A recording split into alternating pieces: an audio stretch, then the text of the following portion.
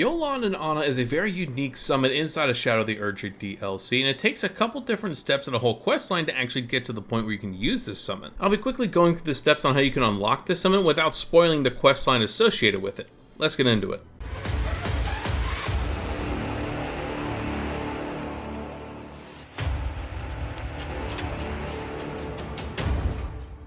Now to start the process to actually get this summon, you're going to need to start the Ymir questline, which is the finger questline inside of Shadow the Erdtree DLC, which can only be found at the Cathedral. It's a very lengthy and interesting questline that takes you to a lot of different regions inside the Shadow Erdtree DLC and a lot of different parts of the map that you wouldn't go to unless you're doing this questline. So in short, I'm not going to spoil this full questline for you, but just know that you have to get to the end of this questline to actually get this summon, or at least the first part of it. Let me explain. You're going to get the first part of the summon from Jolan after you have completed the Ymir questline, when you see here down on the pillar that you interact with her while you're going through Ymir's questline. As you continue to talk with her, there's going to be a couple options that show up for you depending what you have on your inventory. One is going to be to use the Iris of Grace or to use the Iris of Occultation. Now the Iris of Grace is going to give you the summon. The Iris of Occultation is actually going to give you her weapon, the Sword of Night. Now if you're missing these two options, let's go over the locations where you can find the Iris of Grace and the Iris of Occultation. There are two different locations for each of the irises, so 4 irises in total. One of them for the Iris of Occultation is at Fort Reprimand. You're going to have to jump into a very particular location in Fort Reprimand to get the first one. So once you're in the center of Fort Reprimand in the main square area, you'll see something that looks like a well. Jump into this well and make your way down to where all these giant bodies are, and if this is your first time there, you'll see a bunch of different items. What you want to do is be prepared for the Omen Killer that will attack you. What you have to do is then defeat this Omen Killer, who is then going to drop that first Iris of Occultation. Simple enough. The second Iris of Occultation is from another enemy as well, but it's underneath the water inside of the Shadow Keep, so we have to lower the water first. From the prayer room where you're doing this questline, backtrack a little bit to where you jump down into this area and take a quick left to where you see a bunch of bats. From this, follow the pathing all the way until you come across a ladder that takes you up to a lever. As you might have guessed, this is going to be the lever that drops all the water inside of the Shadow Keep that will now open up an extra area of the Shadow Keep that you can't access any other way. Now all the water is gone, go back down the ladder and you'll see that the archway that used to have a ton of water in it no longer has water. What you want to do is jump down into this area. This is the brand new area that is now available to you inside the Shadow Keep, and go into the first ransacked house. You're going to see a site of grace that will be our starting point moving forward. Now from this side of grace, you essentially wanted to get to the other side of this area where you can see more ransacked giant houses, giant old churches, however you want to describe them. And what you want to do in this area, when you get to the other side, you'll actually eventually get attacked by an enemy. This enemy is going to be one of those annoying tree sentinels that swings a ton and it bursts a bunch of flames around it. You have to defeat this enemy to get the second Iris of Occultation. Now with the 2 Irises of Occultation, let's go after the Irises of Grace. From that same area that we just started for the previous Iris of Occultation, the Sunken Chapel site of Grace, follow the pathing I'm showing you, which leads you to a very long elevator. At the end of this elevator, you'll come across another site of grace. This site of grace will be a nice little starting point for you. This is the Tree Worship Passage site of grace. This also gets you over to one of the Remembrance bosses if you haven't been here before. But to stay on topic for the Iris of Grace, simply just follow the path forward and you'll come across a hidden church that's going to have another giant statue of America that will at the foot of it have the Iris of Grace. Now for the second Iris of Grace, you want to make your way to the Storehouse first floor site of grace inside of the Shadow Keep. From this side of grace, you want to go to the left where you see another set of small enemies. Behind the small group of enemies, you're going to come across another elevator that you want to take all the way down. At the bottom, you want to take an immediate right and follow the pathing I'm showing you, because there's a couple different locations you can go to. But the main idea that we want to do is get to this large open area where you see a bunch of pots. At the end of this room, you're going to see a purple item behind an enemy. This is your second Iris of Grace. So now that you have both options of to use the Iris of Grace and the Iris of Occultation, you get to choose which one you want to use. Again, you can use the Iris of Grace to go forward and get the summon, which is the main point of this video, or if you really don't want to use this summon, you can use the Iris of Occultation to get the Sword of Night, which is still a very fun katana to use. But to get this very strong summon, you want to use the Iris of Grace, which will then have a short little interaction with Jolan that says that she's just seeing a blinding light, and eventually she will actually turn into dust and become a summon for you. So this again is just part 1. To part 2, to get the Jolan and Anna summon, we need to go to another location through the Shaman Village. Now you may recognize the Shaman Village because it is near the location of the the second finger whistle that you need to go and interact with to continue the Ymir questline. Nonetheless, you want to make your way to the Shaman Village and down the cliffside to where you get right in front of Rabbit's Rise. Jumping down the cliffside from the Shaman Village is very easy, very straightforward, it's very obvious, and when you get down to the bottom where you see a balcony on Rabbit's Rise, simply jump down and do your best to not fall and die. It's easier said than done. I've done it several times where I've tried to jump on the horse and I've died very quickly. Now when you do get inside the tower, you'll very quickly see that there is another puppet just sitting there lifelessly that looks exactly like Jolan. This is actually going to be Anna. From here, as you can see, it's very straightforward. You just interact with this puppet, ask Anna to be ushered into the same summon as Jolan, and you'll be able to have the Jolan and Anna summon. And a very interesting thing that I've found is that if you interact with this puppet again, you can take away Anna from the Jolan summon just to make it the Jolan summon again. I find it very interesting. It's obviously up to you what you want to do. Now I know your next question is going to be, how strong are they? Are they worth going over the Mimic tier for this particular summon? I personally would say no. I would say that this summon is better for not the big bosses like you see this big ghost dragon, but other bosses inside of the jails or just smaller interactions with a lot of enemies around you. They really do pack a good amount of punch because they do some bleed damage when you proc it up enough, and they are very good at drawing the tension off of you in some of the larger fights, but outside of that, they don't do enough, in my opinion, to really warrant using them over a Mimic tier in some of the main Remembrance boss fights in the DLC. It is still a very fun summon to use just because it's 3 against how many other enemies you want to throw into the mix, but overall that is how you can get this entire summon. It does take a little bit longer than all the other summons you can get in the DLC, but I do find it to be fun that they added this much level to just another summon that not everyone's going to be using. But as always, I hope you guys found this walkthrough guide very helpful. If you did, make sure to hit the like and subscribe buttons for me so I know that you did find it helpful, and let me know what you think from your personal use of this summon when you do get it down in the comments. Once again, I hope you guys found this location guide helpful.